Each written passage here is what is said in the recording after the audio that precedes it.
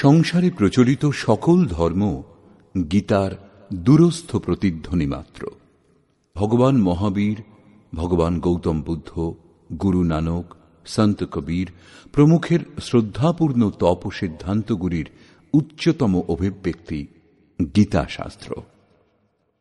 গীতার দিব্যবাণী আপনাদের সকলের আত্মদর্শনের জন্য প্রস্তুত করা হয়েছে।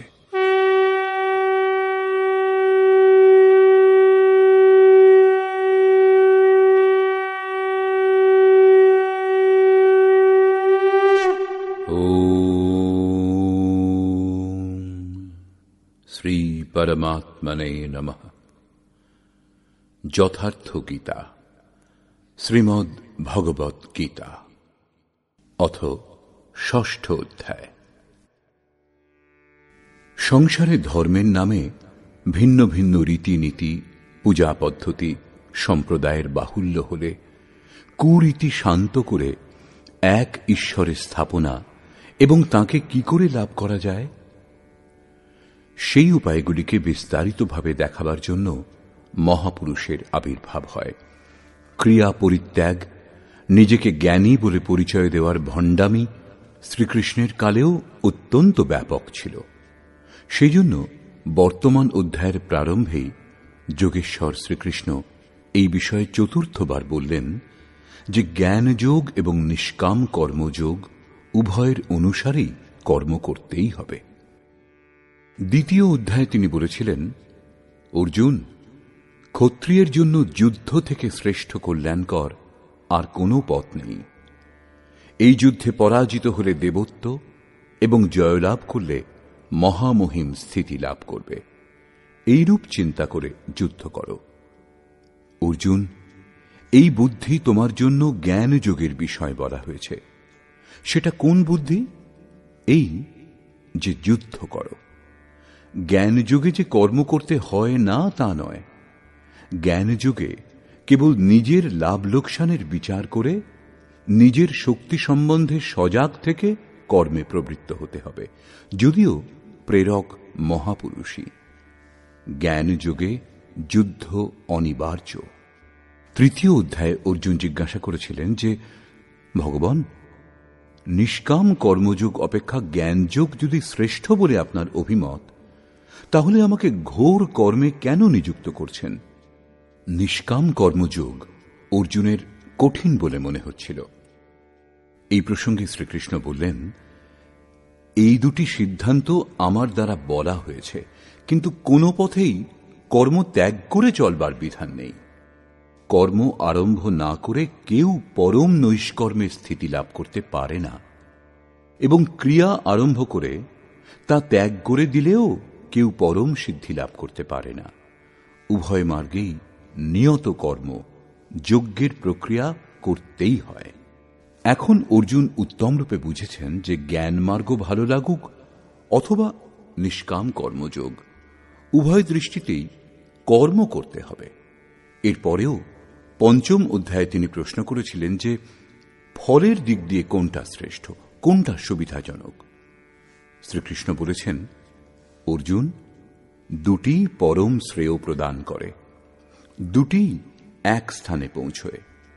তবু সাংখ্য অপেক্ষা নিষ্কাম কর্মযোগ শ্রেষ্ঠ, কারণ নিষ্কাম কর্মের আচরণ না করে কেউ সন্ন্যাসী হতে পারে না। দুই মার্গেই কর্ম একটাই। অতএব স্পষ্ট হল যে সেই নির্ধারিত কর্ম না করে কেউ সন্ন্যাসী হতে পারে না এবং কেউ যোগীও হতে পারে না। এই পথের পথিকের দুটি দৃষ্টিকোণ, যা পূর্বেই বলা হয়েছে। শ্রী ভগবান উবাচ,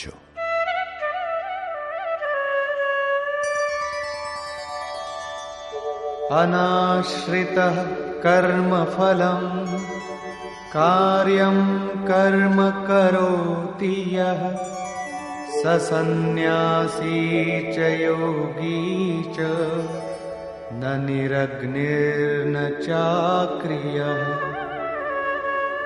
শ্রীকৃষ্ণ মহারাজ বললেন, অর্জুন, কর্মফলের আশ্রয় না করে, অর্থাৎ যিনি কর্ম করবার সময় কোনো প্রকার কামনা করেন না, কার্যম কর্ম, করণীয় প্রক্রিয়া বিশেষের অনুষ্ঠান করেন, তিনিই সন্ন্যাসী, তিনিই যোগী। যিনি কেবল অগ্নি ত্যাগ করেছেন এবং ক্রিয়া ত্যাগ করেছেন, তিনি সন্ন্যাসী বা যোগী নন। ক্রিয়ার সংখ্যা অনেক, তার মধ্যে থেকে কার্যম কর্ম, করবার যোগ্য ক্রিয়া, নিয়ত কর্ম, নির্ধারিত কোনো বিশেষ ক্রিয়া আছে, তা হল যজ্ঞের প্রক্রিয়া, যার শুদ্ধ অর্থ হল আরাধনা, যা আরাধ্য দেব লাভ করবার বিধি বিশেষ, তাকে কার্যরূপ দেওয়া কর্ম। যিনি এই কর্মের অনুষ্ঠান করেন, তিনিই সন্ন্যাসী, তিনিই যোগী। যারা অগ্নিত্যাগী বলে যে আমরা অগ্নি স্পর্শ করি না, অথবা কর্মত্যাগী বলে যে আমাদের কর্ম করবার দরকার নেই, আমরা আত্মজ্ঞানী। কর্ম আরম্ভ না করে যারা এরূপ বলে, করণীয় ক্রিয়া বিশেষের আচরণ করে না, তারা সন্ন্যাসীও নয়, যোগীও নয়। এই প্রসঙ্গে আরও বলছেন,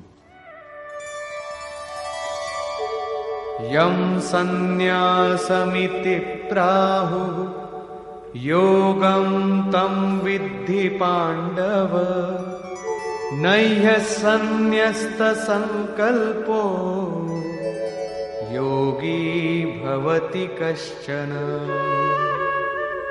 অর্জুন, যাকে সন্ন্যাস এইরূপ বলা হয়, তাকেই তুমি যোগ বলে জানবে, কারণ সংকল্প ত্যাগ না করলে কোনো পুরুষ যোগী হয় না। অর্থাৎ কামনা ত্যাগ উভয় মার্গের জন্যই আবশ্যক। তাহলে তো ভালোই, বলে দিই যে আমি সংকল্প করি না, তাহলেই যোগী সন্ন্যাসী হয়ে যাব।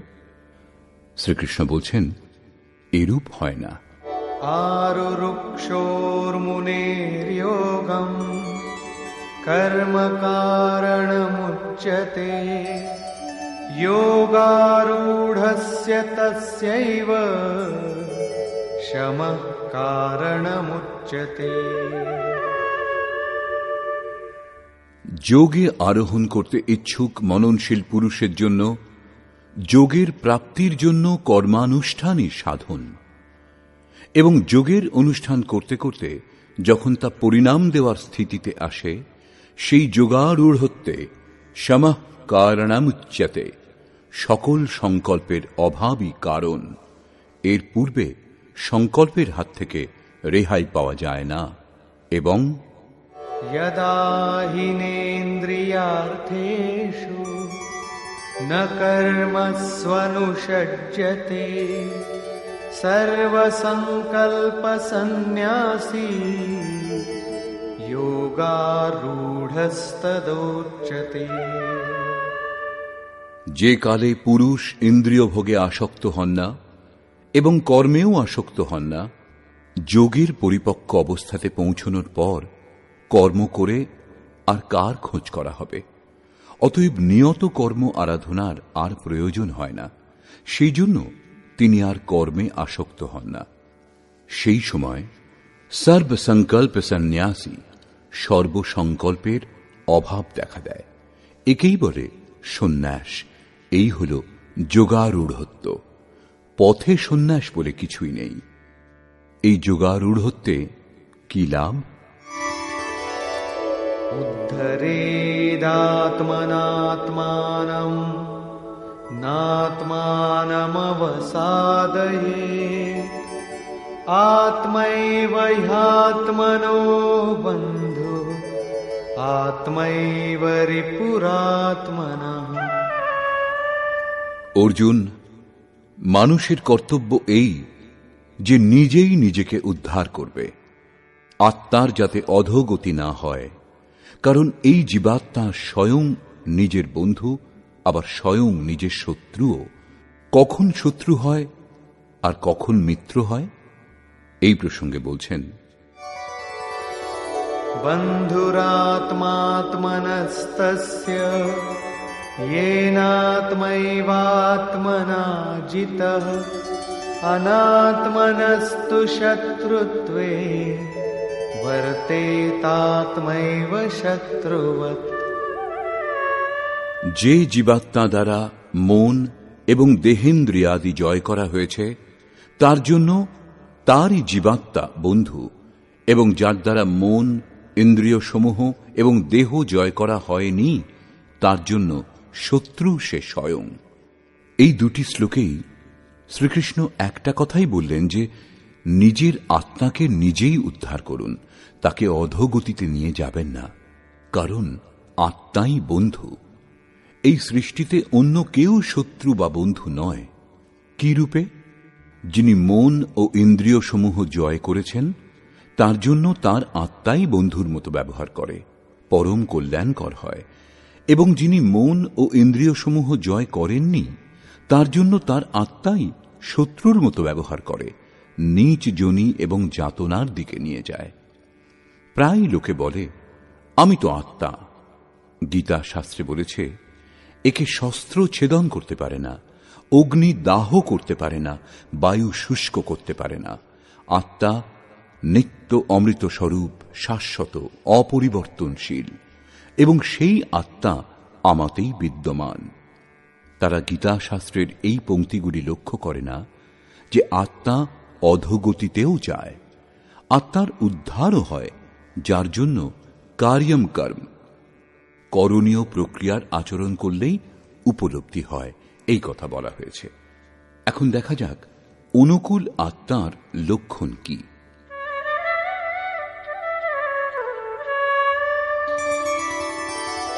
जितात्मनः प्रशान्तस्य परमात्मा समाहितः शीतोष्णसुखदुःखेषु तथा मानापमानयोः।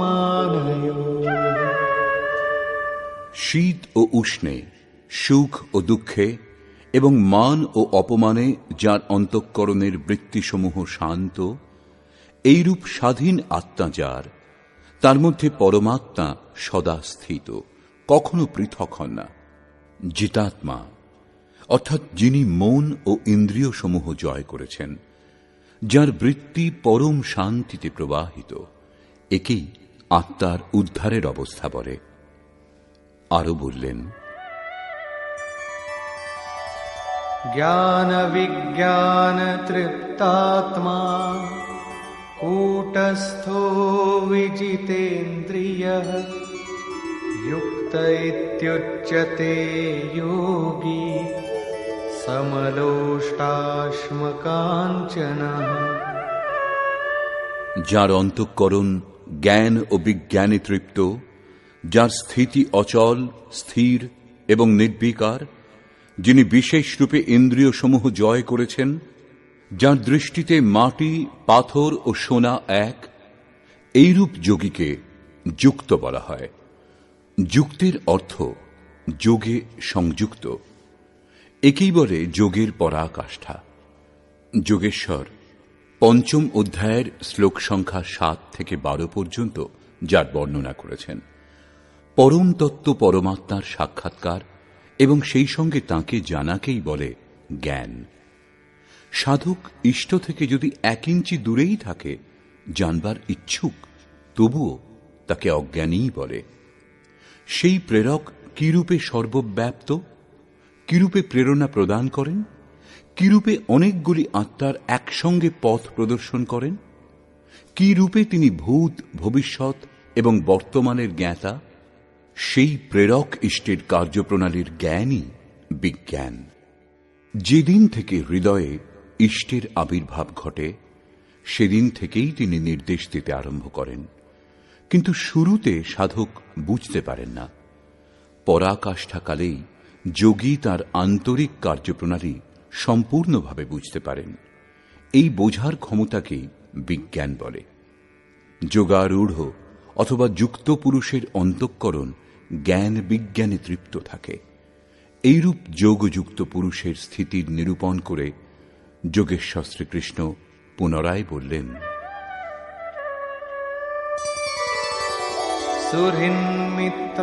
সুহৃন্মিত্রার্युदासीन মধ্যস্থদ্বেষ্য বন্ধুষু সাধুষ্বপি চ পাপেষু समबुद्धिर्विशिष्यते। লাভ করবার পর মহাপুরুষ সমদর্শী ও সমবর্তী হন। পূর্বের শ্লোকে তিনি বলেছেন, যিনি পূর্ণ জ্ঞাতা অথবা পণ্ডিত, তিনি বিদ্যা বিনয় সম্পন্ন ব্রাহ্মণে, চণ্ডালে, গরু, কুকুর, হাতিতে সমদর্শী হন। এই শ্লোক তারই পূরক। তিনি আন্তরিকতার সঙ্গে পরের উপকার করেন। এরূপ সহৃদয় মিত্র, শত্রু, উদাসীন, দেশী, বন্ধু, ধর্মাত্মা এবং পাপীদের প্রতিও সমান দৃষ্টি সম্পন্ন যোগযুক্ত পুরুষ অতি শ্রেষ্ঠ। তারা কে কি করে না করে কার্যকলাপের উপর দৃষ্টি দেন না। তাদের ভিতরে যে আত্মা আছে সেই দিকেই তাঁর দৃষ্টি পড়ে। এদের মধ্যে পার্থক্য কেবল এই দেখেন যে কেউ কিছু নিম্ন স্তরে দাঁড়িয়ে, কেউ নির্মলতার কাছাকাছি পৌঁছেছেন, কিন্তু সে ক্ষমতা সকলের মধ্যেই আছে। এখানে যোগযুক্তের লক্ষণ পুনরায় পুনরাবৃত্তি করা হয়েছে। কিভাবে যোগযুক্ত অবস্থা লাভ করা যায়, কিভাবে যজ্ঞ করা হয়, যজ্ঞস্থলী কিভাবে প্রস্তুত হবে, আসন কেমন হবে, কি রূপে আসনে উপবেশন করা হবে, যজ্ঞকর্তা দ্বারা যে নিয়মগুলি পালন করা হবে, আহার বিহার, শয়ন জাগরণে সংযম এবং কর্মচেষ্টা কিভাবে সম্পাদন হবে, এই বিন্দুগুলির ওপর যোগেশ্বর শ্রীকৃষ্ণ এর পরের 5টি শ্লোকে আলোকপাত করেছেন। আপনিও যাতে সেই যজ্ঞ সম্পন্ন করতে সমর্থ হন। 3য় অধ্যায়ে তিনি যজ্ঞের নাম নিয়ে বলেছেন যে যজ্ঞের প্রক্রিয়াই সেই নিয়ত কর্ম। 4র্থ অধ্যায়ে তিনি যজ্ঞের স্বরূপ বিস্তারপূর্বক বলেছেন, যাতে প্রাণের অপানে আহুতি, অপানের প্রাণে আহুতি, প্রাণ অপানের গতি রোধ করে মনকে নিরুদ্ধ করা হয়। যজ্ঞের শুদ্ধ অর্থ আরাধনা এবং আরাধ্য দেব পর্যন্ত যে প্রক্রিয়ার দ্বারা পৌঁছানো যায় সেই বিষয়ে 5ম অধ্যায়েও বলা হয়েছে, কিন্তু তার জন্য ভূমি, আসন, করবার বিধি ইত্যাদি সম্বন্ধে বলা বাকি ছিল। তারই উপর যোগেশ্বর শ্রীকৃষ্ণ এখানে আলোকপাত করছেন। योगी युञ्जीत सततम् आत्मानं रहसि स्थितः एकाकीयत चित्तात्मा निराशीर परिग्रह।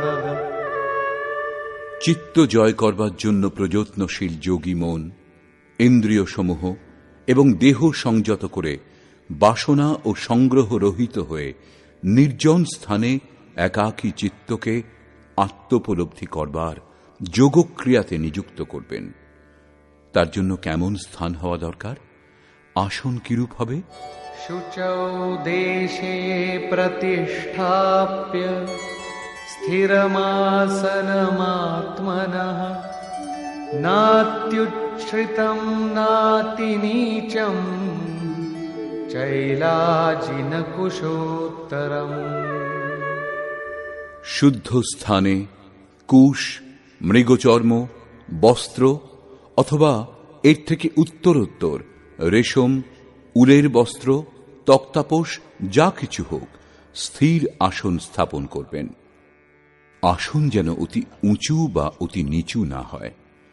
শুদ্ধ ভূমির অর্থ হল স্থান যেন পরিষ্কার হয়, আসন যেন একটুও না দোলে, স্থিরভাবে স্থাপন হয়।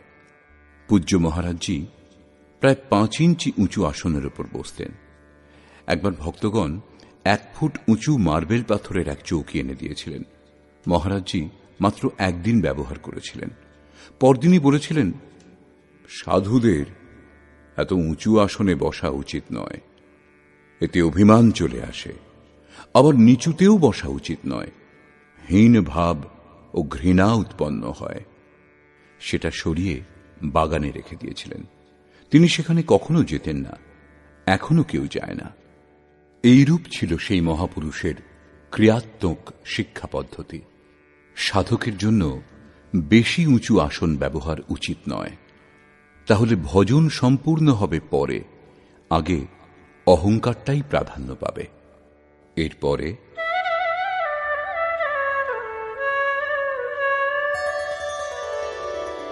तत्रैकाग्रं मनः कृत्वा यत चित्तेन्द्रियक्रियः उपविश्यासने युञ्जात् योगमात्मविशुद्धये।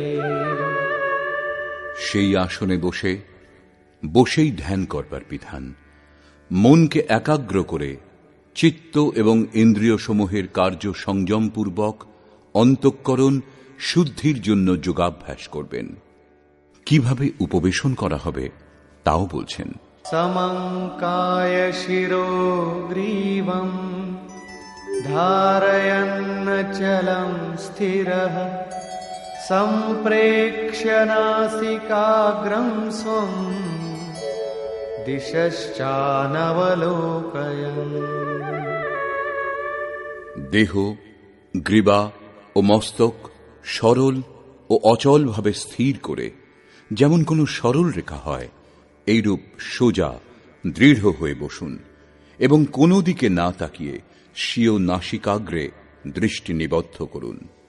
নাক দেখবার নির্দেশ দিচ্ছেন না, পরন্তু সোজা বসলে নাকের সোজাসুজি যেখানে দৃষ্টি পড়ে সেখানে দৃষ্টি নিবদ্ধ করুন। এদিক ওদিক দেখার চঞ্চলতা যেন না হয়। স্থির হয়ে বসবেন এবং প্রশান্তাত্মা বিগতভিঃ ব্রহ্মচারী ব্রতে স্থিতঃ মনঃ সংযম্য মচ্চিত্তো যুক্ত আসীত মৎপরঃ। ব্রহ্মচর্য ব্রতে স্থিত। প্রায় লোকে বলে যে জননেন্দ্রিয় সংযমই ব্রহ্মচর্য, কিন্তু মহাপুরুষগণের অনুভূতি এই যে মন থেকে বিষয় স্মরণ করে, চোখ দিয়ে সেরকম দৃশ্য দেখে, ত্বক দ্বারা স্পর্শ করে, কানে বিষয়োত্তেজক শব্দ শুনে জননেন্দ্রিয় সংযম সম্ভব নয়। ব্রহ্মচারীর বাস্তবিক অর্থ হল ব্রহ্ম আচরত স ব্রহ্মচারী। ব্রহ্মের আচরণ হল নিয়ত কর্ম, যজ্ঞের প্রক্রিয়া, যার অনুষ্ঠান করে ইয়ান্তি ব্রহ্ম সনাতনম, সনাতন ব্রহ্মে বিলীন হওয়া যায়।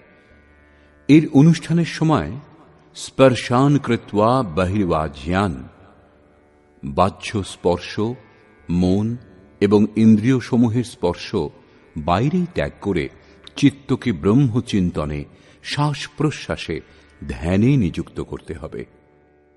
মন ব্রহ্মে নিযুক্ত থাকলে বাহ্য স্মরণ কে করবে? যদি তবুও বাহ্য স্মরণ হয়, তাহলে মন নিযুক্ত হয়েছে কোথায়? বিকার দেহে নয়, মনের তরঙ্গের মধ্যে থাকে। মন যদি ব্রহ্মাচরণে রত, তাহলে কেবল জননেন্দ্রিয় সংযম নয়, সকল ইন্দ্রিয় সংযম পর্যন্ত স্বাভাবিক হয়ে যায়। অতএব ব্রহ্মচরণে স্থিত থেকে ভয়রহিত এবং উত্তম রূপে শান্ত অন্তঃকরণযুক্ত মনকে সংযত করে আমাতেই চিত্ত নিযুক্ত করে মৎপরায়ণ হয়ে স্থিত হবেন। এরূপ আচরণের পরিণাম কি?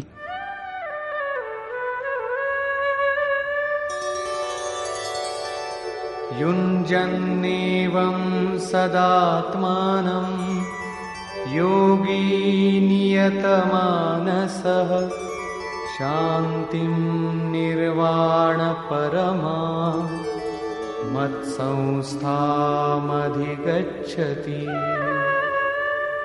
এইরূপ নিজেকে নিরন্তর সেই চিন্তনে নিযুক্ত করে যোগী সংযতভাবে মন সমাহিত করে আমার স্থিতিরূপ পরাকাষ্ঠাযুক্ত শান্তিপ্রাপ্ত হন।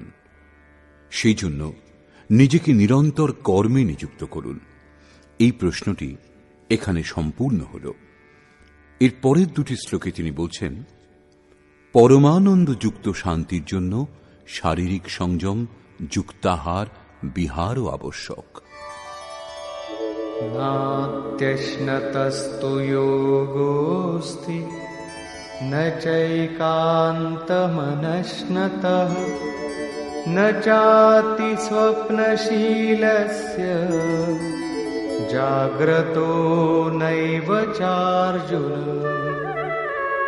অর্জুন, এই যোগ অতিভোজীর সিদ্ধ হয় না এবং একান্ত অনাহারীরও সিদ্ধ হয় না, অত্যন্ত নিদ্রালুর এবং অতি অনিদ্রা অভ্যাসীরও সিদ্ধ হয় না। তাহলে কার সিদ্ধ হয়? युक्ताहार विहारस्य युक्तचेष्टस्य कर्मसु युक्तस्वप्नावबोधस्य योगो भवति दुःखः। দুঃখের নাশক এই যোগ তাঁর পূর্ণ হয় যিনি পরিমিত আহার বিহার করেন, কর্মে পরিমিত চেষ্টা করেন এবং যার নিদ্রা ও জাগরণ সন্তুলিত। অধিক ভোজনে আলস্য, নিদ্রা এবং প্রমাদ ঘিরে ধরে, তখন সাধনা ব্যাহত হয়। আহার ত্যাগ করলেও ইন্দ্রিয় সমূহ দুর্বল হয়ে যায়, অচল স্থির হয়ে বসবার ক্ষমতা থাকে না। পূজ্য মহারাজজি বলতেন, যতটা খোরাক তার থেকে একটা দুটো রুটি কম খাওয়া উচিত। বিহার অর্থাৎ সাধনের অনুকূল বিচরণ, অল্প পরিশ্রমও করা উচিত। কোনো কাজ খুঁজে নিতে হয়, অন্যথা রক্ত সঞ্চার শিথিল হয়ে যাবে, যার ফলে রোগ ব্যাধির শিকার হবে। আয়ু, নিদ্রা ও জাগরণ আহার ও অভ্যাসে কম বেশি হয়। মহারাজজি বলতেন, যোগীদের 4 ঘন্টা শয়ন করা উচিত এবং সব সময় স্মরণ মনন করা উচিত। যে বৃথা জাগরণ করে সে শীঘ্রই পাগল হয়ে যায়। কর্মে পরিমিত চেষ্টা হওয়া দরকার, অর্থাৎ নিয়ত কর্ম আরাধনার অনুরূপ নিরন্তর প্রযত্নশীল হওয়া দরকার। বাহ্য বিষয়গুলি স্মরণ না করে সর্বদা তাতেই যিনি নিযুক্ত, তাঁরই যোগে সিদ্ধি লাভ হয়। সঙ্গে সঙ্গে यदा विनियतं चित्तं आत्मन्येवावतिष्ठते निःस्पृहः सर्वकामेभ्यो युक्त इत्युच्यते तदा। এই প্রকার যোগের অভ্যাস দ্বারা বিশেষ রূপে সংযত চিত্ত যে কালে পরমাত্মাতে উত্তম রূপে স্থিত হন, প্রায় বিলীন হয়ে যান, সেই কালে কামনা থেকে মুক্ত পুরুষকে যোগযুক্ত বলা হয়। এখন বিশেষ রূপে বিজিত চিত্তের লক্ষণ কি?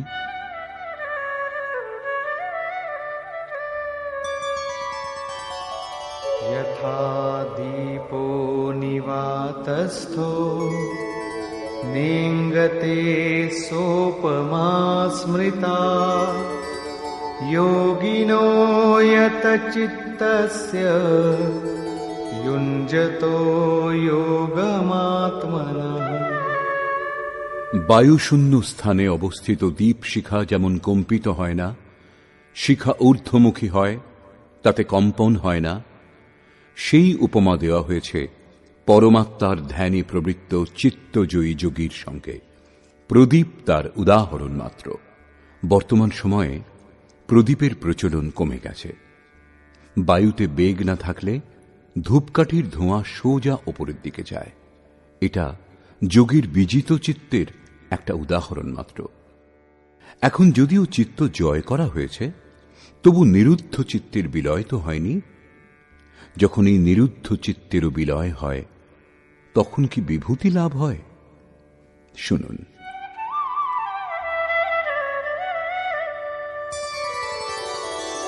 यत्र परमते चित्तं निरुद्धं योगसेवया यत्र चैवात्मनात्मानं पश्यन्नात्मनि तुष्यति।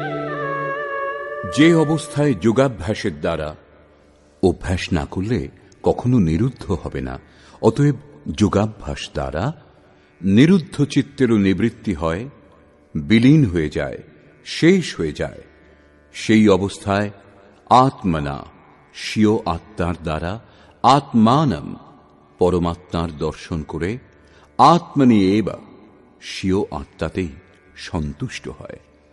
কারণ প্রাপ্তিকালে পরমাত্মার সাক্ষাৎকার হয়, কিন্তু পরক্ষণেই তিনি নিজের আত্মাকে সেই শাশ্বত ঈশ্বরীয় বিভূতিগুলিতে ওতপ্রোত দেখেন। ব্রহ্ম যেমন অজর, অমর, শাশ্বত, অব্যক্ত এবং অমৃত স্বরূপ, তেমনি আত্মাও অজর, অমর, শাশ্বত, অব্যক্ত ও অমৃত স্বরূপ আছে, কিন্তু তবুও সেই আত্মা অচিন্ত। যতক্ষণ চিত্ত এবং চিত্তের তরঙ্গ বিদ্যমান, ততক্ষণ আপনার উপভোগের জন্য নয়। নিরুদ্ধ চিত্ত এবং নিরুদ্ধ চিত্তেরও বিলুপ্তিকালে পরমাত্মার সাক্ষাৎকার হয় এবং দর্শনের পরেই সেই ঈশ্বরীয় গুণধর্মে যোগী নিজেকে যুক্ত দেখেন। সেই জন্য তিনি নিজের আত্মাতেই সন্তুষ্ট হন। এই তাঁর স্বরূপ, এই হল পরাকাষ্ঠা। এরই পূরক এর পরের শ্লোকটি। সুখমাত্যন্তিকং যত্তৎ বুদ্ধিগ্রাহ্যমতীন্দ্রিয়ং বেত্তি যত্র ন চৈবায়ং স্থিতশ্চলতি তত্ত্বতঃ।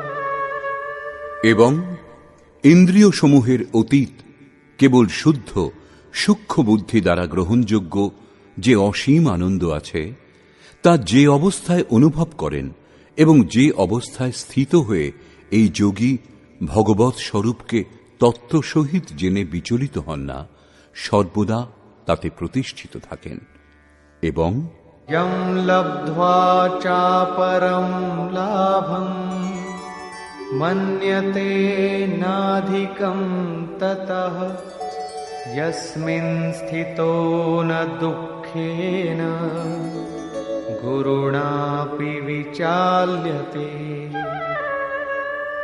পরমেশ্বরের প্রাপ্তিরূপ যে লাভ, পরাকাষ্ঠার শান্তি লাভ করে যোগী অন্য লাভ তদপেক্ষা অধিক মনে করেন না, এবং ভগবৎ প্রাপ্তিরূপ যে অবস্থায় স্থিত যোগী মহা দুঃখেও বিচলিত হন না, কারণ তাঁর দুঃখ বোধ হয় না, কারণ যে চিত্ত বোধ করত তা বিলীন হয়ে গেছে। এই রূপ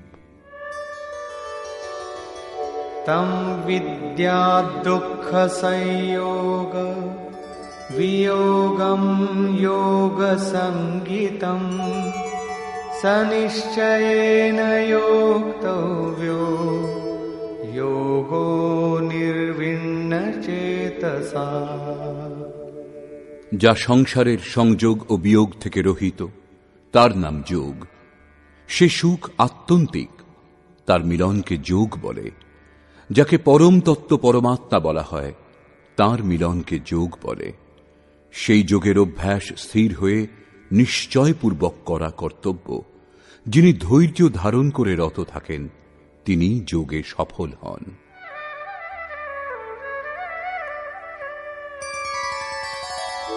সংকল্প প্রভবান কামান त्यक्त्वा सर्वान् शेषतः मनसैवेन्द्रियग्रामं विनियम्य समन्ततः।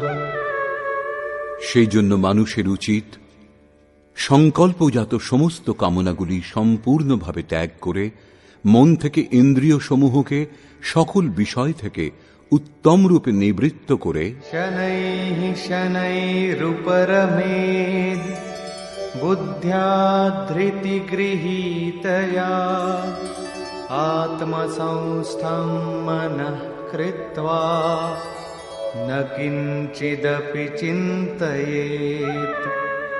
অভ্যাস করে ধীরে ধীরে উপরত করবে, চিত্ত নিরুদ্ধ এবং বিলীন হয়ে যাবে। অতঃপর ধৈর্যযুক্ত বুদ্ধির দ্বারা মনকে পরমাত্মাতে স্থিত করে অন্য কিছুই চিন্তা করবে না।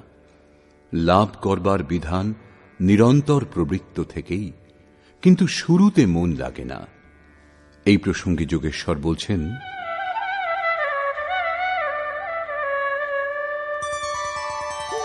यतो यतो निश्चरति मनश्चञ्चलमस्थिरम् ततस्ततो नियम्यैतद् आत्मन्येव वशं नयेत्।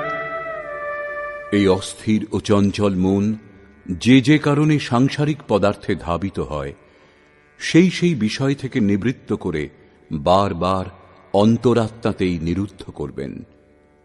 প্রায় লোকে বলে যে মন যেখানে যেতে চায় যেতে দাও, প্রকৃতির মধ্যেই কোথাও যাবে এবং প্রকৃতিও ব্রহ্মের অন্তর্গত। প্রকৃতিতে বিচরণ করা ব্রহ্মের বাইরে নয়। কিন্তু শ্রীকৃষ্ণের অনুসারে এটা ভুল। গীতায় এই সমস্ত মান্যতাগুলির কোনো স্থান নেই। শ্রীকৃষ্ণ বলছেন, মন যে যে বিষয়ে ধাবিত হয়, যে মাধ্যমে যায়, সেই মাধ্যমকেই সংযত করে পরমাত্মাতে নিযুক্ত করবেন। মনকে নিরুদ্ধ করা সম্ভব।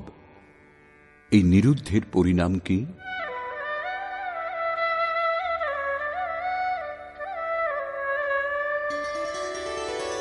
प्रशान्तमनसं येनं योगिनं सुखमुत्तमम् उपैति शान्तरजसं ब्रह्मभूतमकल्मषम्। যার মন পূর্ণরূপে শান্ত, যিনি পাপমুক্ত, যার রজোগুণ শান্ত হয়ে গেছে, ব্রহ্মের সঙ্গে একীভূত, এরূপ যোগী সর্বোত্তম আনন্দ লাভ করেন, যার থেকে শ্রেষ্ঠ কিছুই নেই। এই প্রসঙ্গে পুনরায় জোর দিলেন।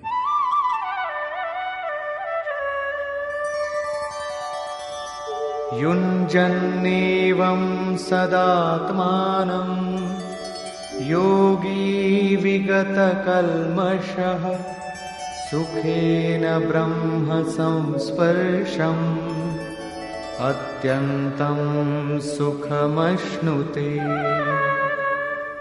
এই রূপে আত্মাকে নিরন্তর সেই পরমাত্মাতে যুক্ত করে নিষ্পাপ যোগী সুখপূর্বক পরব্রহ্ম পরমাত্মার প্রাপ্তির অসীম আনন্দের অনুভব করেন।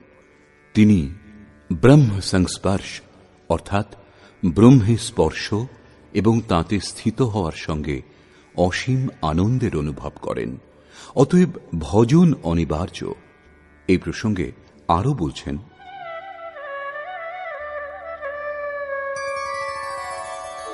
सर्वभूतस्थमात्मानं सर्वभूतानि चात्मनि ईक्षते योगयुक्तात्मा सर्वत्र समदर्शनः।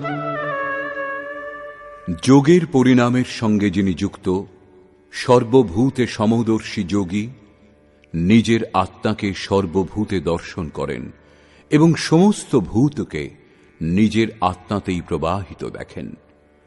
এরূপ দর্শন করলে কি লাভ? यो मां पश्यति सर्वत्र सर्वं च मयि पश्यति तस्याहं न प्रणश्यामि स च मे न प्रणश्यति। যিনি সর্বভূতে পরমাত্মা রূপ আমাকে দর্শন করেন, ব্যাপ্ত দেখেন এবং সর্বভূতকে সর্বাত্মা আমাতে দর্শন করেন, তার জন্য আমি অদৃশ্য হই না এবং তিনিও আমার জন্য অদৃশ্য হন না। এটাই প্রেরকের মুখোমুখি মিলন, সখ্যভাব, সামীপ্য মুক্তি।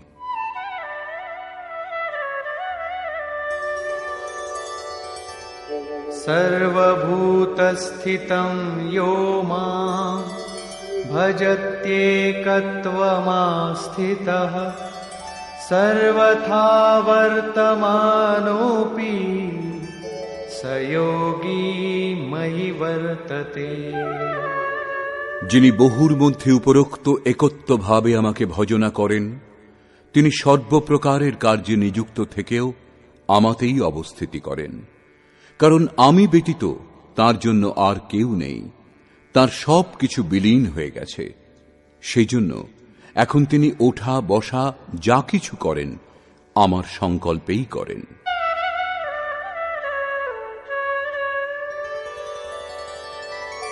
आत्मौपम्येन सर्वत्र समं पश्यति योऽर्जुन सुखं वा यदि वा दुःखं स योगी परमो मतः।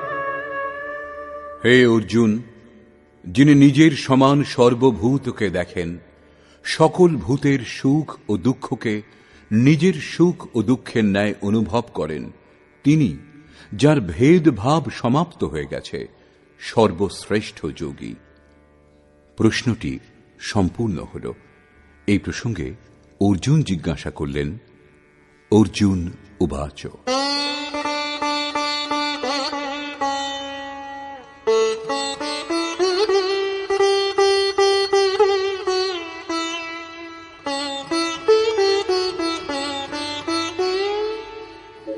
योऽयं योगस्त्वया प्रोक्तः साम्येन मधुसूदन, एतस्याहं न पश्यामि चञ्चलत्वात् स्थितिं स्थिराम्। হে মধুসূদন, যে যোগ আপনি ব্যাখ্যা করলেন যাতে সমদর্শী হওয়া যায়, মন চঞ্চল, এই কারণে দীর্ঘকাল স্থায়ী স্থিতিতে আমি নিজেকে দেখছি না।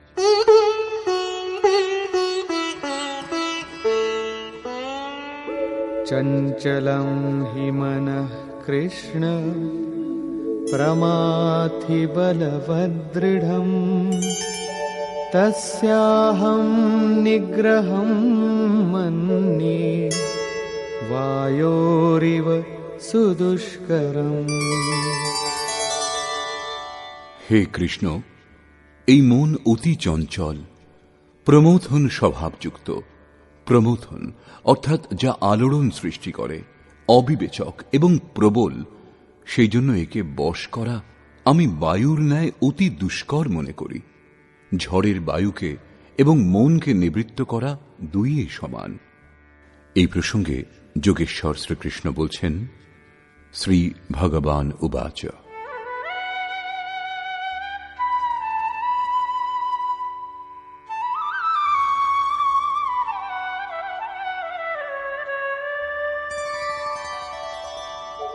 असंशयं महाबाहो मनो दुर्निग्रहं चलम्, अभ्यासेन तु कौन्तेय वैराग्येण च गृह्यते। মহান কার্যে প্রযত্নশীল মহাবাহু অর্জুন, মন নিঃসন্দেহে চঞ্চল এবং একে বশ করা অতি কঠিন। কিন্তু কৌন্তেয়, মন অভ্যাস ও বৈরাগ্য দ্বারা বশীভূত করা যায়।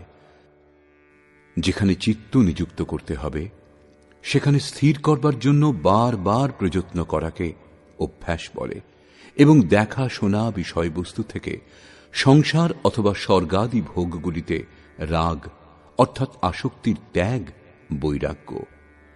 শ্রীকৃষ্ণ বলছেন যে মনকে বশীভূত করা কঠিন, কিন্তু অভ্যাস ও বৈরাগ্যের দ্বারা একে বশ করা যায়।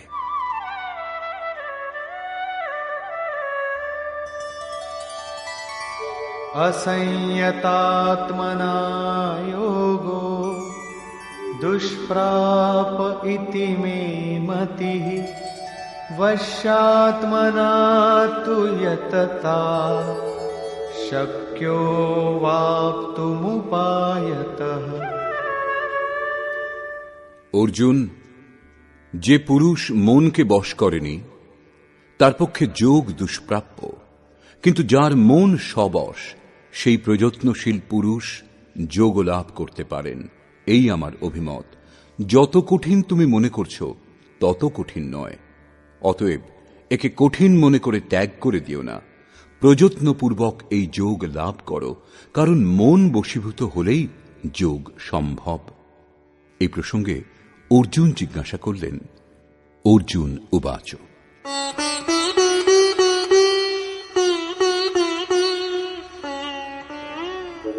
अयति श्रद्धयोपेतो योगाच्चलितमानसः अप्राप्य योग संसिद्धिं काम गतिं कृष्ण गच्छति। যোগ করতে করতে যদি কোনো ব্যক্তির মন যোগচ্যুত হয়, যদ্যপি তিনি এখনো শ্রদ্ধাবান, তথাপি এরূপ ব্যক্তি ভগবৎ সিদ্ধি লাভ না করে কোন গতি পেয়ে থাকেন? कच्चिन्नो भय विभ्रष्टः छिन्नाभ्रमिव नश्यति अप्रतिष्ठो महाबाहो विमूढो ब्रह्मणः पथि। মহাবাহু শ্রীকৃষ্ণ, ভগবৎ প্রাপ্তির মার্গ থেকে বিচলিত সেই মোহিত ব্যক্তি ছিন্ন ভিন্ন মেঘের ন্যায় উভয় দিক থেকে নষ্টভ্রষ্ট হয়ে যান কি? একখণ্ড মেঘ বর্ষাও দিতে পারে না, আবার বড় মেঘের সঙ্গে মিশতেও পারে না। দেখতে দেখতে হাওয়ায় বিলুপ্ত হয়ে যায়। সেইরূপ শিথিল প্রযত্নশীল কিছুকাল সাধনা করে স্থগিত করে দিলে তিনি নষ্ট হয়ে যান কি? তিনি আপনার সঙ্গে একীভূত হতে পারেন না এবং ভোগগুলিকেও ভোগ করতে পারেন না। তাহলে তার গতি কি হয়?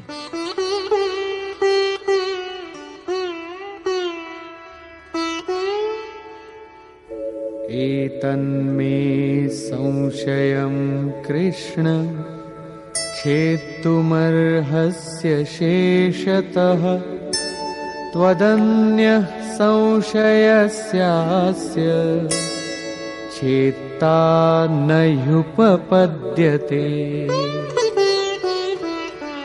হে কৃষ্ণ, আমার এই সংশয় সম্পূর্ণরূপে দূর করতে একমাত্র আপনিই সমর্থ। আপনি ভিন্ন অন্য কারো পক্ষে এই সংশয় দূর করা সম্ভব নয়। এই প্রসঙ্গে যোগেশ্বর শ্রীকৃষ্ণ বললেন, শ্রী ভগবান উবাচ।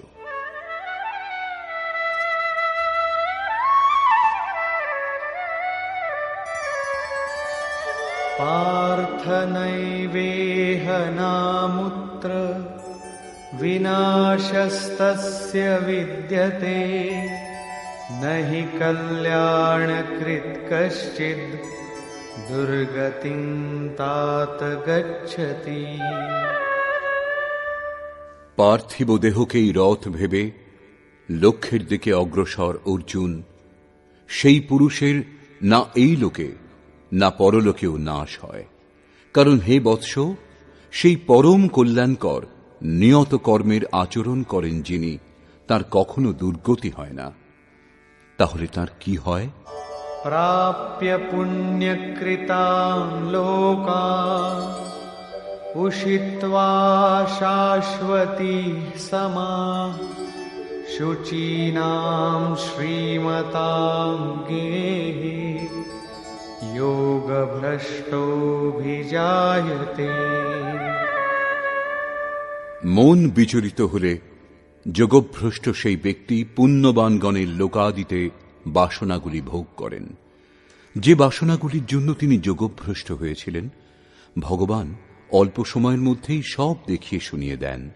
সেগুলিকে ভোগ করে তিনি সুচীনাং শ্রীমতাং সদাচার সম্পন্ন শ্রীমান পুরুষের গৃহে জন্মগ্রহণ করেন। শ্রীমান তিনি, যিনি শুদ্ধ আচরণ করেন। अथवा योगिनामेव कुले भवति धीमताम् एतद्धि दुर्लभतरं लोके जन्म यदीदृशम्। অথবা সে স্থানেও যদি জন্ম না হয়, তাহলে স্থির বুদ্ধি যোগীগণের কুলে তিনি প্রবেশ পেয়ে যান। শ্রীমান পুরুষের গৃহে পবিত্র সংস্কার ছেলেবেলা থেকেই পড়তে থাকে, কিন্তু সেখানে জন্ম না হলে তিনি যোগীগণের কুলে, গৃহে নয় শিষ্য পরম্পরায় প্রবেশ পেয়ে যান। কবির, তুলসী, রৈদাস, বাল্মীকি এরা শুদ্ধ আচরণযুক্ত শ্রীমানগণের গৃহে নয়, যোগী কুলে স্থান পেয়েছিলেন। সদ্গুরুর কুলে সংস্কারের পরিবর্তনও একটা জন্ম, এবং এইরূপ জন্ম সংসারে নিঃসন্দেহে অতি দুর্লভ। যোগীগণের কুলে জন্মের অর্থ কেবল তাদের পুত্ররূপেই উৎপন্ন হওয়া নয়, গৃহত্যাগের পূর্বে যারা পুত্ররূপে জন্মগ্রহণ করে তারা মোহবশত মহাপুরুষকে পিতা বলে মনে করলেও সেই মহাপুরুষের জন্য ঘর পরিবারের নামে আপনজন বলে কেউ থাকে না। যে শিষ্য তার আদর্শকে সম্বল করে নিষ্ঠা ভরে তার অনুষ্ঠান করেন, তার মহত্ব পুত্র অপেক্ষা বহু গুণ বেশি। সেই কারণে সেই শিষ্যই তার বাস্তবিক পুত্র। যে ব্যক্তি যোগের সংস্কারের সঙ্গে যুক্ত নয়, তাকে মহাপুরুষগণ শিষ্য বলে গ্রহণ করেন না। পূজ্য মহারাজজি যদি কেবল গেরুয়াধারী সাধুর সংখ্যা বৃদ্ধি করতে চাইতেন, তাহলে হাজার হাজার ব্যক্তি তাঁর শিষ্যত্ব গ্রহণ করতেন। কিন্তু তিনি কাউকে গাড়ি ভাড়া দিয়ে, কারো বাড়িতে চিঠি দিয়ে বুঝিয়ে ঘরে পাঠিয়ে দিয়েছিলেন। কেউ জিদ করলে তিনি যত রকম কুলক্ষণী দেখতে পেতেন। অন্তর থেকে নিষেধ হতো যে এর মধ্যে সাধু হওয়ার একটা লক্ষণও নেই, একে রাখা ঠিক হবে না, এ পার হতে পারবে না। নিরাশ হয়ে দু একজন পাহাড় থেকে ঝাঁপ দিয়ে জীবন ত্যাগও করেছিল, কিন্তু মহারাজজি তাদেরও নিজের আশ্রমে স্থান দেননি। পরে জানতে পেরে বলেছিলেন, যদিও জানতাম খুবই ব্যাকুল, তবুও মরে যাবে জানলে পরে রেখে নিতাম। একজন পতিত ব্যক্তিই থাকত, আর কি হতো। মমত্ব তার মধ্যেও খুব বেশি ছিল, তবুও রাখেননি। ৬-৭ জন যাদের জন্য আদেশ হয়েছিল যে আজ একজন যোগভ্রষ্ট ব্যক্তি আশ্রমে আসছে, জন্ম জন্মান্তর থেকে ভ্রমিত হয়ে চলে আসছে, এই তার নাম, এই তার রূপ, তাকে স্থান দিয়ে ব্রহ্মবিদ্যার উপদেশ দাও, তাকে এগিয়ে দাও, কেবল তাদেরই রেখেছিলেন। আজও তাঁদের মধ্যে একজন মহাপুরুষ ধারকুণ্ডিতে আছেন, একজন অনুসূয়াতে, ২-৩ জন অন্যত্রও আছেন। এরাই বাস্তবিক রূপে সদ্গুরুর কুলে স্থান পেয়েছিলেন। এরূপ মহাপুরুষের সান্নিধ্য লাভ অতি দুর্লভ। তত্র তং বুদ্ধি সংযোগম লভতে পৌর্বদেহিকম यतते च ततो भूयः संसिद्धौ कुरु नन्दन। যোগভ্রষ্ট পুরুষ পূর্বজন্মে যে সাধন করেছিলেন, সেই বুদ্ধির সংযোগকে সেখানে অনায়াসেই লাভ করেন, এবং হে কুরুনন্দন, তার প্রভাবে তিনি পুনরায় সংসিদ্ধৌ ভগবৎ প্রাপ্তিরূপ পরম সিদ্ধি লাভের জন্য প্রযত্ন করেন।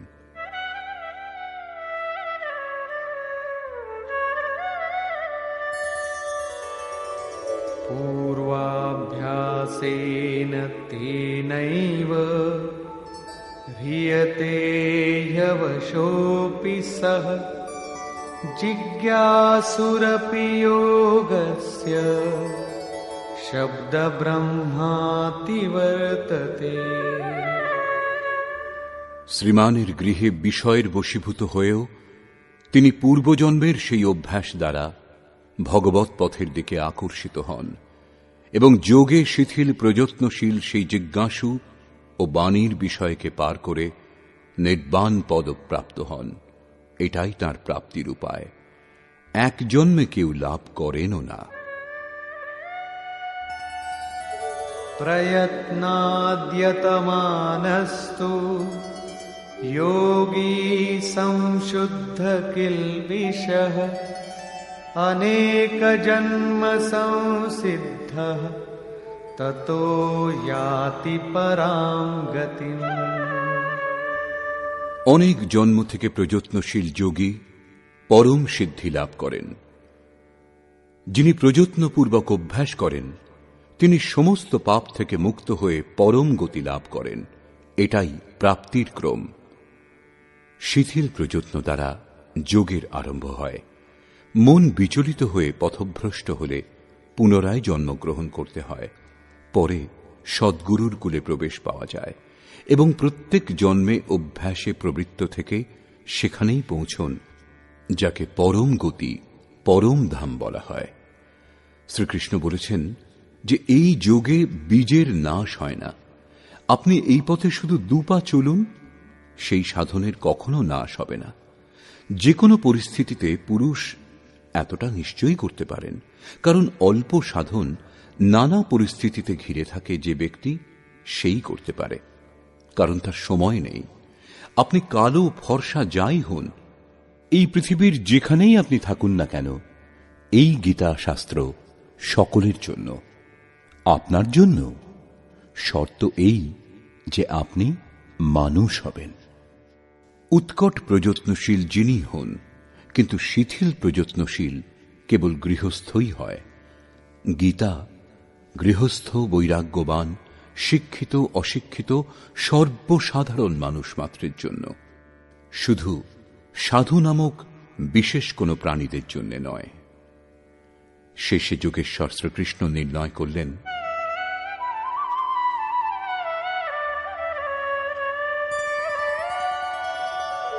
তপস্বিভ্যোऽধিকো যোগী জ্ঞানিভ্যোऽপি মতোऽধিকः কর্মিভ্যশ্চাধিকো যোগী তস্মাদ্যোগী ভবার্জুন।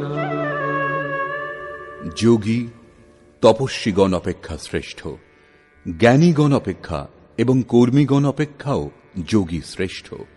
অতএব অর্জুন, তুমি যোগী হও। তপস্বী মন এবং ইন্দ্রিয় সমূহকে সংযম করে যোগ স্থিতিতে পৌঁছবার জন্য তপস্যা করেন, এখনো যোগযুক্ত হননি। কর্মী এই নিয়ত কর্মকে জেনে তাতে প্রবৃত্ত হন। তিনি নিজের সামর্থ্যের বিবেচনা না করেই প্রবৃত্ত হন এবং সমর্পণের ভাব নিয়েও প্রবৃত্ত হন না, কর্ম করেন মাত্র। জ্ঞানমার্গী সেই নিয়ত কর্ম, যজ্ঞের প্রক্রিয়া বিশেষ উত্তম রূপে অবগত হয়ে নিজের ক্ষমতা বিবেচনা করে তাতে প্রবৃত্ত হন। তার লাভ লোকসানের দায়িত্ব তার নিজের উপরেই থাকে। যোগী নিষ্কাম কর্মযোগী ইষ্টের উপর নির্ভর করে পূর্ণ সমর্পণের সঙ্গে সেই নিয়ত কর্ম যোগ সাধনাতে প্রবৃত্ত হন। তার যোগক্ষেমের দায়িত্ব স্বয়ং ভগবান এবং যোগেশ্বর বহন করেন। পতনের পরিস্থিতি এলেও তার পতনের ভয় নেই, কারণ যে পরম তত্ত্ব লাভে তিনি ইচ্ছুক, সেই পরম তত্ত্ব তার সব ভার বহন করেন। তপস্বী নিজেকে যোগযুক্ত করবার জন্য প্রযত্নশীল, কর্মী সেই নিয়ত কর্ম জেনেই কর্মে প্রবৃত্ত। উভয়েরই পতনের সম্ভাবনা অধিক, কারণ এদের মধ্যে সমর্পণের ভাব থাকে না এবং নিজের লাভ লোকসান বোঝবার ক্ষমতাও নেই। কিন্তু জ্ঞানী যোগের পরিস্থিতি সম্বন্ধে অবগত, নিজের সামর্থ্য বোঝেন, তার সব ভার তাঁর নিজের উপরই থাকে। কিন্তু নিষ্কাম কর্মযোগী নিজেকে ইষ্টের উপর ছেড়ে দেন, এই ভেবে যে ইষ্টদেবী সব ভার, সব দায়িত্ব নেবেন। পরম কল্যাণের পথে উভয়েই ঠিক চলেন। কিন্তু যার সব ভার ইষ্ট নেন, তিনি এদের সকলের চেয়ে শ্রেষ্ঠ, কারণ প্রভু তাকে গ্রহণ করেছেন। তার লাভ লোকসান সবকিছু প্রভু দেখেন, সেই জন্য যোগী শ্রেষ্ঠ। অতএব অর্জুন, তুমি যোগী হও, সমর্পণের সঙ্গে যোগের আচরণ করো। যোগী শ্রেষ্ঠ, কিন্তু তার থেকেও শ্রেষ্ঠ তিনি, যিনি অন্তর থেকে প্রবৃত্ত হন। এই প্রসঙ্গে বলছেন,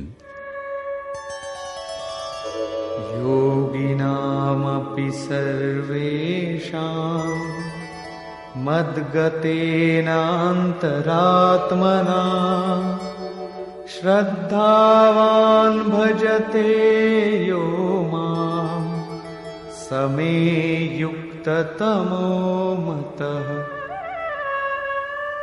নিষ্কাম কর্মযোগীগণের মধ্যেও যিনি শ্রদ্ধা বিভোর হয়ে অন্তর থেকে অন্তর্চিন্তন দ্বারা নিরন্তর আমার ভজনা করেন, সেই যোগী পরম শ্রেষ্ঠ, এটা আমার অভিমত। ভজন আড়ম্বর অথবা প্রদর্শন নয়। আড়ম্বর অথবা প্রদর্শনে সমাজ অনুকূল হতে পারে, কিন্তু প্রভু প্রতিকূল হয়ে যান। ভজন অত্যন্ত গোপনীয়ভাবে অনুষ্ঠিত হয় এবং তা অন্তঃকরণ থেকেই হয়। এর উত্থান পতন অন্তঃকরণের উপর নির্ভর করে। নিষ্কর্ষ। বর্তমান অধ্যায়ের প্রারম্ভে যোগেশ্বর শ্রীকৃষ্ণ বলেছেন যে ফলের আশা ত্যাগ করে যিনি কার্যম কর্ম অর্থাৎ করণীয় প্রক্রিয়া বিশেষের আচরণ করেন তিনিই সন্ন্যাসী এবং সেই কর্মের কর্তা বাস্তবিক যোগী। সকল ক্রিয়া ত্যাগী অথবা অগ্নিত্যাগী যোগী বা সন্ন্যাসী হন না। সংকল্প ত্যাগ না করলে কোনো পুরুষ যোগী অথবা সন্ন্যাসী হতে পারেন না। আমি সংকল্প করি না বললেই সংকল্প ত্যাগ হয় না। যিনি যোগে আরূঢ় হতে চান তাকে সর্বদা কার্যম কর্ম এর আচরণে তৎপর থাকা উচিত। এই কর্মে অনবরত নিযুক্ত থাকলেই একদিন যোগী যোগারূঢ় হন এবং তখনই সর্বসংকল্পের অভাব হয়, এর পূর্বে নয়। সর্বসংকল্পের অভাবই সন্ন্যাস। যোগেশ্বর পুনরায় বলছেন যে আত্মা অধোগতিতে যায় এবং তার উদ্ধারও হয়। যিনি ইন্দ্রিয় সমূহ এবং মন জয় করেছেন তার আত্মা তার সঙ্গে বন্ধুর মতো ব্যবহার করে এবং পরম কল্যাণকর হয়। যিনি জয় করেননি তার আত্মা তার জন্য শত্রু হয়ে শত্রুতা করে, যাতনার কারণ হয়ে দাঁড়ায়। অতএব মানুষের উচিত যাতে আত্মা অধোগতিতে না যায় তার চেষ্টা করা, উদ্ধারের জন্য কর্ম করা উচিত। যোগেশ্বর ভগবৎপ্রাপ্ত যোগীর স্থিতি স্পষ্ট করলেন। যজ্ঞস্থান উপবেশন করবার আসন ও উপবেশনের নিয়ম সম্বন্ধে তিনি বললেন যে স্থান যেন নির্জন ও পবিত্র হয়। বস্ত্র মৃগচর্ম অথবা কুশাসনের মধ্যে যে কোনো একটা হওয়া উচিত। কর্মের অনুরূপ চেষ্টা, যুক্তাহার, বিহার, নিদ্রা জাগরণের সংযমের উপর তিনি জোর দিলেন। যোগীর নিরুদ্ধ চিত্তের উপমা তিনি বায়ুশূন্য স্থানের অকম্পিত প্রদীপ শিখার সঙ্গে দিলেন এবং এই প্রকার নিরুদ্ধ চিত্তও যখন বিলীন হয়ে যায় তখন তিনি যোগের পরাকাষ্ঠা অর্থাৎ অসীম আনন্দ লাভ করেন। সংসারের সংযোগ বিয়োগ শূন্য অনন্ত সুখকে মোক্ষ বলে। যোগের অর্থ হল তার সঙ্গে মিলন। যিনি এর সঙ্গে একীভূত হন তিনি সমদর্শী হন। নিজের আত্মা যেরূপ সেই রূপ সকলের আত্মাকে দেখেন। তিনি পরম পরাকাষ্ঠারূপ শান্তিপ্রাপ্ত হন। অতএব যোগ আবশ্যক। মন যেখানেই যাক সেখান থেকেই আকর্ষণ করে বারবার একে নিরুদ্ধ করবার প্রযত্ন করা উচিত। শ্রীকৃষ্ণ স্বীকার করলেন যে মনকে বশীভূত করা কঠিন, কিন্তু একে বশীভূত করা সম্ভব। মন অভ্যাস ও বৈরাগ্য দ্বারা বশীভূত হয়। শিথিল প্রযত্নশীল ব্যক্তিও বহু জন্মের অভ্যাসের পর সেখানেই পৌঁছন যাকে পরম গতি অথবা পরম ধাম বলে। তপস্বীগণ, জ্ঞানমার্গী এবং কর্মীগণ অপেক্ষা যোগী শ্রেষ্ঠ। সেই জন্য অর্জুন, তুমি যোগী হও। সমর্পণের সঙ্গে অন্তর থেকে যোগের আচরণ করো। বর্তমান অধ্যায়ে যোগেশ্বর শ্রীকৃষ্ণ প্রমুখ রূপে যোগ প্রাপ্তির জন্য অভ্যাসের উপর জোর দিলেন। অতএব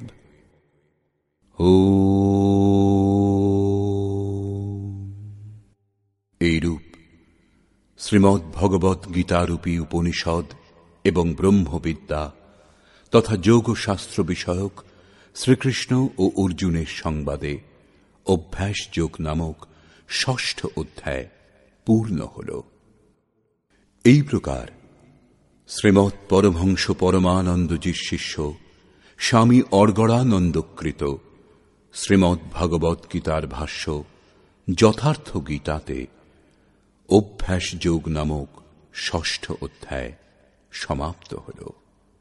হরি ওম তৎসৎ।